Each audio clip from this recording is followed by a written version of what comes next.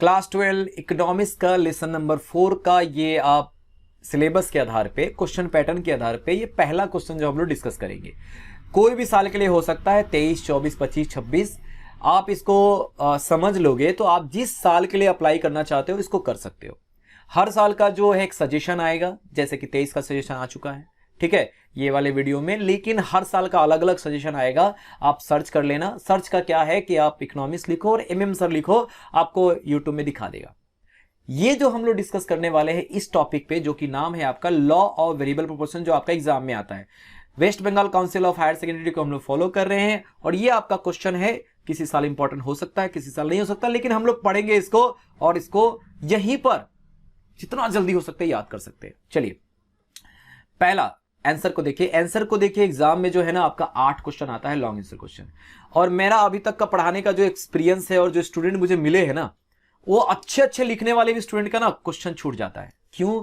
क्योंकि आंसर इतना लंबा लंबा होता है और उसमें लिखते लिखते इतना समय चला जाता है कि कोई ना कोई क्वेश्चन छूट जाए। तो इस तरह से आंसर बनाना पड़ेगा जिसमें आपको कम समय में ज्यादा से ज्यादा लिख सको। और मेरा अपना अनुमान है कि आप एक क्वेश्चन को अगर 10 से 12 मिनट के अंदर नहीं लिख पाते हो तो आपका क्वेश्चन छूटेगा, लॉन्ग क्वेश्चन। इसलिए मैंने ऐसा आंसर बनाया है कि 10 से 12 मिनट में आपका हो जाए और इसी में हम लोग यहीं पे याद कर लेंगे। चलिए, पहला क्या है? इंट्रोडक्शन। और लॉ ऑफ वेरिएबल प्रोपोर्शन किसे कहते हैं, इसको मैंने ये वाले वीडियो में जो आपका यूट्यूब में है बहुत बढ़िया सा समझा दिया है, ठीक है। तो वो बार बार हम डिस्कस नहीं करेंगे उस पर, वो वीडियो जाके देख लीजिए, भले 50 मिनट का है, पर उस चैप्टर का, उस लेसन का सारा टॉपिक समझा दिया गया है। इसमें आते हैं हम लोग लॉ ऑफ वेरिएबल प्रोपोर्शन पे।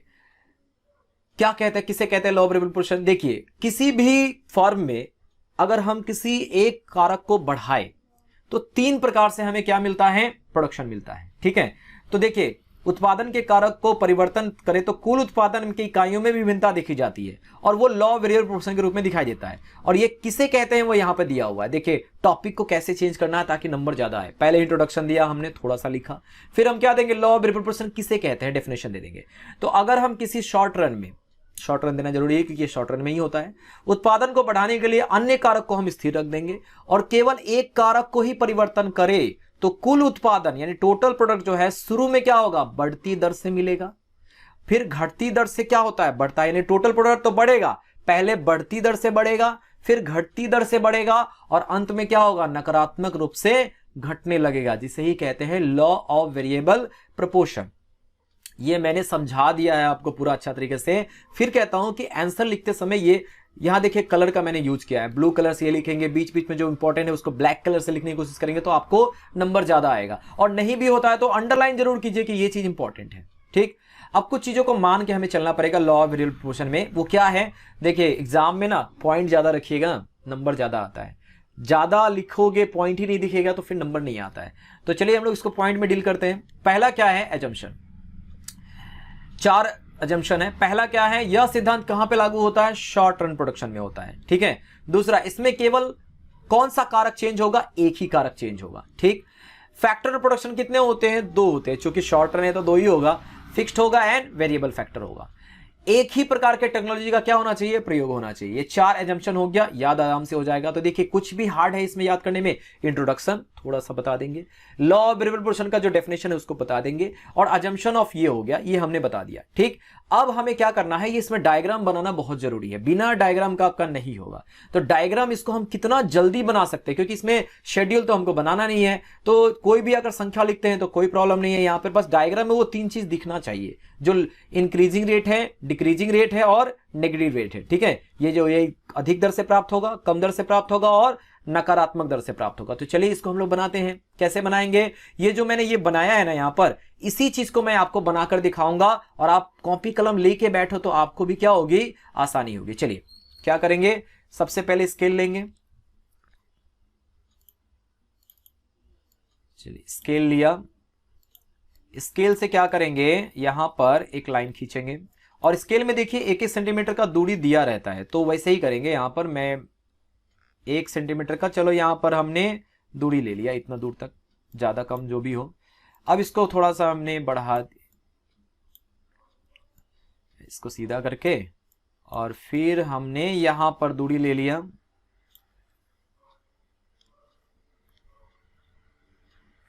ठीक है, अब हमें क्या करना है, यहां पर 1-1 सेंटीमीटर का दूरी लेना है। तो इसको देखिएगा, ध्यान दीजिएगा, 1-1 सेंटीमीटर का ना यहां पर स्केल दिया रहता है। तो स्केल में क्या करेंगे हम लोग, 1-1 सेंटीमीटर का थोड़ा सा साइड करके बना लेंगे। 1 सेंटीमीटर, 2, 3, 4, 5, 6, 7, 8, जितना भी जाना चाहे आप जा सकते हैं नंबर के हिसाब से। आप देख लीजिएगा वहां पर कितना तक दिया हुआ है। फिर उसके बाद में आप क्या करोगे, स्केल को उसको सीधा करके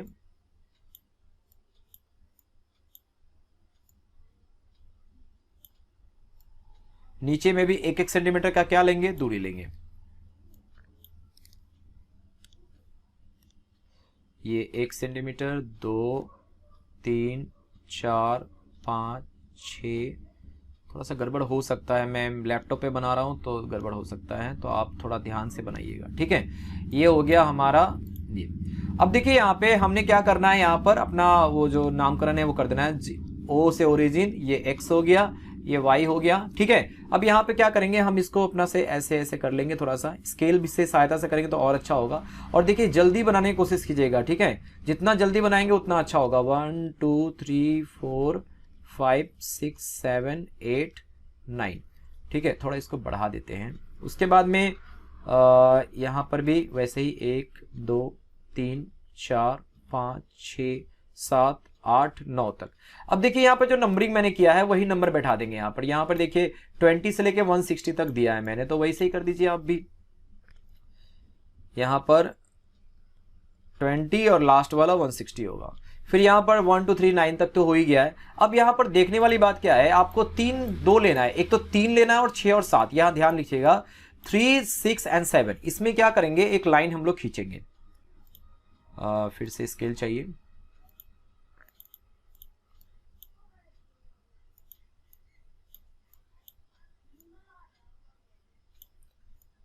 सीधा होना चाहिए। 3 पर हम जाएंगे, यहां पर एक 3 सेंटीमीटर का या 4 सेंटीमीटर का देख लीजिएगा वहां कितना होगा, वहां एक रेखा ऐसे करके खींचेंगे। फिर हम लोग 6 पे खींचेंगे, 6 पे थोड़ा ऊपर लेके जाएंगे या थोड़ा कम ही दूरी रखेंगे तो ज्यादा बेहतर होगा। 6 पे हो गया। फिर उसके बाद में 7 पे भी कर लेंगे, सेम दूरी हो गया। अब इसको क्या करेंगे, हम मिलाएंगे।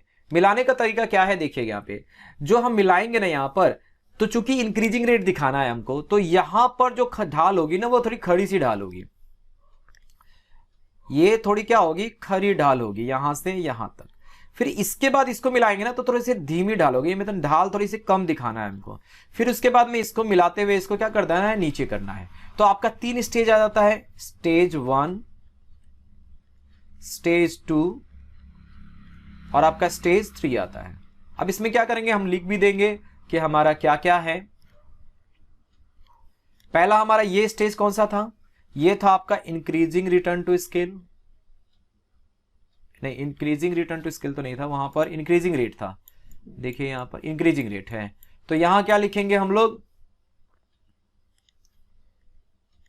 यहां लिखते हैं इंक्रीजिंग रेट।